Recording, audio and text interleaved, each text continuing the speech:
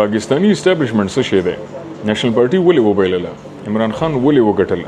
پاکستان مخکې حل څه دی؟ پاکستان کې به سکون څنګه راشي؟ دا سوالونه ډېر زیات راځي. اسټبلشمنټ باندې ځان پوه کړئ، دا صرف فوج ته نه وي. اسټبلشمنټ کې درې شیونه راځي. یو د هغې وطن غټ اوچت خانداني سرمایهدار خلک ایلیټ فیملیز چې ورته وایي. دویم د هغې ملک ظالمان جابران چې څوک سمګلینګ کوي، مرډر کوي، د سیاسي مفادو دپاره یو بل اوچتوي، د یو بل غلطي ویډیوګانې جوړوي. دریم ورپسې د وطن اداره راځي کوم چې فوج دی. اسټبلشمنټ په دنیا کې په نړۍ کې په هر وطن کې شته، صرف پاکستان کې نه دی. د دې اسټبلشمنټ د درې واړو نه چې جوړ شي، د دې کار صرف او صرف دی ذاتي مفادات، د غټو سرمایهدارو کورنو نورم سرمایه زیاتې شي، د هغې کاروبار نورم مخکې شي. دا د ساده پښتو کې اسټبلشمنټ دی ته وایي. اوس اسټبلشمنټ سره دوه قسمه زور وي، یو وی سافت پاور، یو وی هارد پاور. هارد پاور وی څوک دی اوچت کړل جیل ته دی کړل، څوک دی وویشتل کډناپ ته کړل، بلوچستان نه د خلک اوچت کړل. یو وی سافت پاور کوم چې امریکا یوز کوي، کوم چې سعودي عرب یوز کوي. د سعودي عرب اسټبلشمنټ خلکو له سہولتونه ورکا، خلکو له زندگی اسانه کا، خلکو ته وسایل ورکا، خلکو ته ټیکنالوژي ورکا، خلکو ته ازادي ورکا. او شاته هغه په دې کې مصروف ساده آزادۍ کو، شاته خپل مزه کوه. لاړ شه په عراق حمله وکړه، په افغانستان حمله وکړه، چې ټوله پیسې راشي د ایلیټ خاندانونو چا چې غټې کمپنۍ نه دي د وسلې ولغي جیبونو ته راشي. که ولس ډېر هم خبرې کوي، نو دا د اسټبلشمنټ هلته چې دی په هغې نړۍ کې، په هغې هیوادونو کې، مملکتونو کې هغه سافت پاور استعمالي. زمونږ اسټبلشمنټ هارد پاور استعمالي. نو اوس دې کې فرق څه دی؟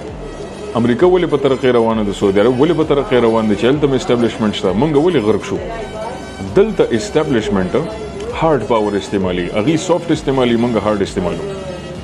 هارد پاور انساني فطرت کې داسې دی چې انساني فطرت کې ظلم او جبر برداشت کول چې دي هغه یو مودې پورې وي، 10 کاله پورې، 20 کاله پورې، 30 کاله پورې. د هغې خلاف بیا خلک ودرېدي، بیا خلک نور نشي برداشت کولی، خلک ودرېږي هغه اسټبلشمنټ چیلنج کې.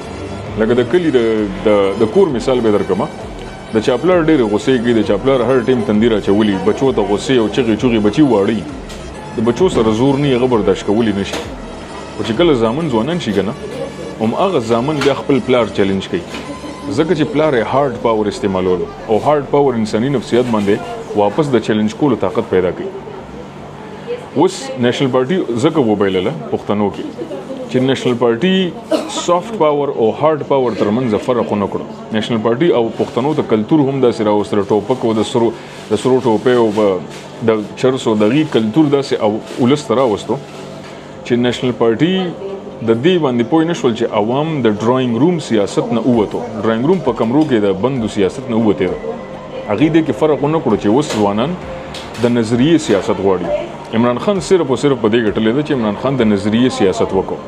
نظریه سیاست د اسټبلشمنټ دشمنی، او نېشنل پارټي د نظریې نه، نېشنل پارټي هماغه سیاست وکړو چې زه به حق وروړم، زه به سړک جوړم، زه به دا کوم، زه به دا کوم، د بدماشۍ سیاست. ځکه نېشنل پارټي وبایلله. اوس د پاکستان حل څه دی؟ د پاکستان حل دا دی چې اسټبلشمنټ ته به اوس دی د تخت لاره ورکوي. که تاسو اسټبلشمنټ سره دشمني وکړه، هغه د وطن اداره ده، نو دا به همدقسې سیاست کې مداخلت کوي.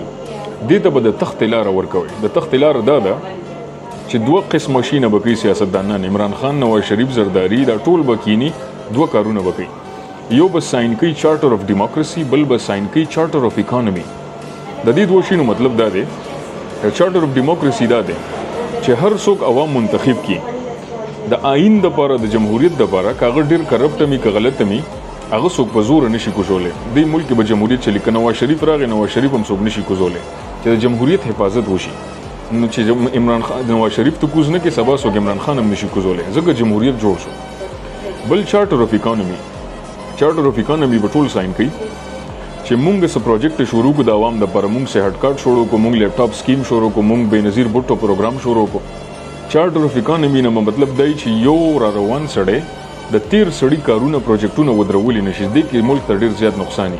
که ملک کې هر څنګه سیاسي حالات، سیاسي بحران، معاشي حالات، معاشي بحران، هر څه شروع شي، یو به جمهوریت ته څوک لاس نه اچي، او یو به معیشت ته، اکانومي ته څوک لاس نه اچي. چارټر اف اکانومي، چارټر اف ډیموکراسي، دا دواړه به کنټینیوسلی تسلسل کې روان وي.